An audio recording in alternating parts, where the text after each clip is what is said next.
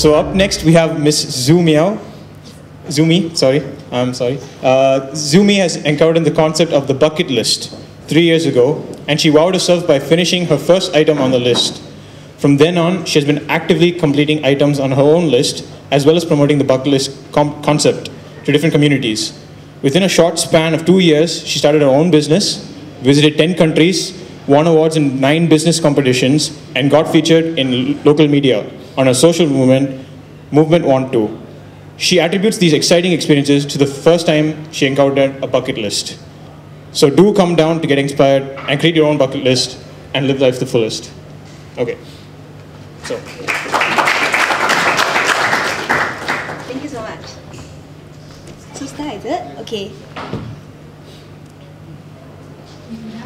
Oh, start already. Okay.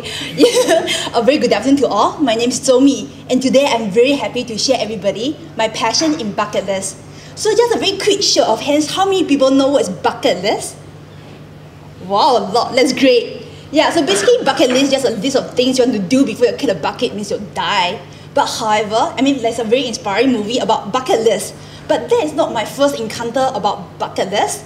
My first encounter is one of a professor called Sun Lu. Yeah, I went to his talk and he really inspired me about his own journey. Then he told me one thing. Zhou Mi, you know right now you're 21 years old, you have 20,000 days to live. Do you want to just survive or want to live a very extraordinary life? Then I was really wondering, oh my God, 20,000 days, like what am I supposed to do?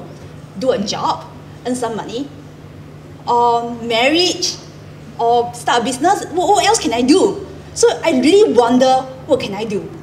So on the way back, as usual, I was taking MRT and I was like wondering, oh my God, like the scenery outside was really great. It's like from the city heartland and all the way, like we have like those CBD area. It's so different. Then I have this idea come to my mind, what if I go and experience the entire journey? So in my first bucket list, I decided I'm going to run from Pasir Ris to Yukon. Then I told this idea to all my friends. They said, oh my God, you're crazy. But in my mind, oh my God, that's my bucket list. I have to do it. So I did. It's about like 7 a.m. Then it was Pasir Ris. I started my run. It was about 20 km. That's like, okay, that was quite okay. But the problem came when it's about like when during the CBD area, when the train, like you cannot really find the track. It was like just based on my intuition and find my way out about the MRT track. And in the end, I was end up in the Orchard Road. I was like, what the hell is this? I was trying to run the green line, then how can I end up in the red line? It's like, I find out like, should I give up? But there's a very small voice in my head saying that, okay, it's a bucket list, like, should I just like continue walking for another 2 hours? And that was the amazing part. After 1 hour, I ended up in Tiong Bahru. That was the first time in my life I never loved trains so much. It's like, I get my way back. So about 6 p.m., long story short, I finished the entire run, 55 km. In the moment, I realized I'm so much different. I thought I'd be happy, but in the end, I was like, oh my God, I can do this. What's my next move? Looking back, the journey wasn't easy. Yeah, I have a blister because I didn't train much. It's a lot of emotional and physical pain. But looking back the entire journey, there's something I never imagined I can do it's not about how slowly you walk. It's about you never give up. That was a journey I learned, and it also applied to my life. Many times I get lost to get my objective, to get my end point, I just give up. However, it's not about how fast you go, it's really you'll never give up. That really inspired me, that particular journey, and I really actively put all the things on my list. Like I go to travel in desert, I go to travel in the snow mountain. I started my own business, it's very small, it's a Korean stationery shop. And I was even become a mascot because from young, that's really something I really want to do.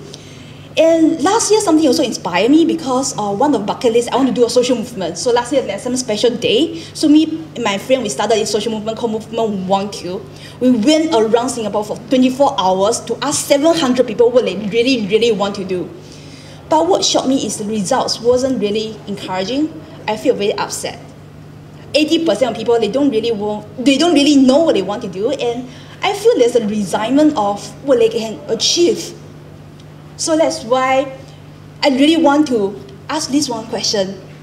If you have a choice, what do you really want to do before you die? It might not be a career, it might be just some small dream you always want to live life extraordinarily.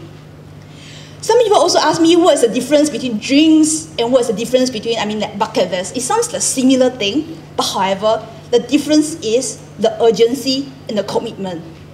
It gives you so much more urge and drive to finish the things on your list. That was what I experienced. So today, I just want to be here to inspire you. That was my own story. It really changed my entire life and my way to look at life and look at myself. I know that just keep going, I can become bigger. So what will be the first item in your bucket list? Maybe after today, just take 3 minutes or take 1 hour to take the first move, to take the action. You realize you're not who you were yesterday. You realize that you have so much full potential to go. The entire journey for my bucket list, what I realized is like, bucket list is not about death, it's about living. So what will be the items on your bucket list? Thank you so much.